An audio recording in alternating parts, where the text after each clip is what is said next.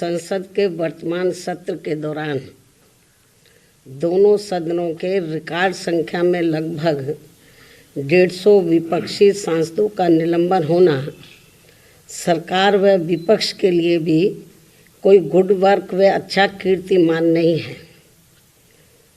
इसके लिए कसूरवार कोई भी हो, किंतु संसदीय इतिहास के लिए ये घटना अति दुखद, दुर्भाग्यपूर्ण व लोगों के विश्वास को आघात पहुंचाने वाला है। और इसी दौरान माननीय राज्यसभा सभापति का संसद परिसर में निलंबित सांसदों द्वारा मजाक उड़ाने का वीडियो वायरल होना भी अनुचित व अशोभनीय है। इस प्रकार से सरकार और विपक्ष के बीच जबरदस्त मतभेद, तनाव व टकराव वाली घटनाओं से देश के लोकतंत्र एवं संसदीय परंपराओं को शर्मसार होने से बचाना बहुत जरूरी है। साथ ही विपक्ष विहीन संसद में आम जन के हित से जुड़े, देश व आम जनहित से जुड़े अति महत्वपूर्ण विधेयकों का पारित होना भी ये अच्छी परंपरा नहीं है। और यहाँ विश्व के सबसे बड़े लोकतंत्र तथा परम पूज्य बाबा साहब डॉक्टर भीमराव अंबेडकर द्वारा निर्मित यहाँ पवित्र संविधान, संसद व अच्छी संसदीय परंपराओं को बचाने की जिम्मेवारी किसी भी एक की नहीं है, बल्कि सभी की है और जिसे सभी को मिलकर निभाना चाहिए। इतना ही नहीं, बल्कि अभी हाल ही में संसद की सुरक्षा में जो सेंध लगाई गई है, ये भी कोई ठीक नहीं है।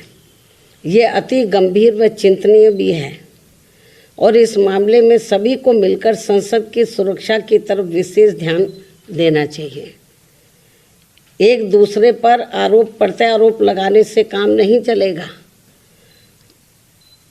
बल्कि इस मामले को सभी को गंभीरता से लेना चाहिए तथा इसके जो भी दोषी व षड्यंत्रकारी हैं तो उनके विरुद्ध सख्त कानूनी कार्रवाई भी होना अत्यंत जरूरी है तथा ऐसे में इसके खुफिया विभाग को भी अब काफ़ी सतर्क रहने की ज़रूरत है ताकि आगे कभी भी ऐसी घटना की पुनरावृत्ति न हो सके। इसके अलावा विपक्ष के गठबंधन में बीएसपी सहित अन्य जो भी पार्टियां शामिल नहीं हैं, बीएसपी सहित अन्य जो भी विपक्षी पार्टियां शामिल नहीं हैं, तो उनके बारे में किसी को भी बेफजूल कोई भी टीका टिप्पणी करना उचित नहीं है तथा इससे इनको बचना चाहिए। मेरी इनको यही सलाह भी है, क्योंकि भविष्य में देश व जनहित में कब किसको किसी की भी ज़रूरत पड़ जाए, ये कुछ भी कहा नहीं जा सकता है। अर्थात फिर ऐसे लोगों को व पार्टियों को भी काफ़ी शर्मिंदगी उठानी पड़े, ये ठीक नहीं है। और इस मामले में खासकर समाजवादी पार्टी इस बात का जीता जागता उदाहरण भी है। इसके अलावा यहाँ मैं ये भी कहना चाहूँगी कि हमारी पार्टी पूर्ण रूप से धर्मनिरपेक्ष पार्टी है और यहाँ अपने देश में विभिन्न धर्मों को मानने वाले लोग रहते हैं तथा उनके अपने अलग अलग से आस्था के अनेकों स्थल बने हैं, जिन सभी का हमारी पार्टी हमेशा सम्मान करती रही है और आगे भी करती रहेगी।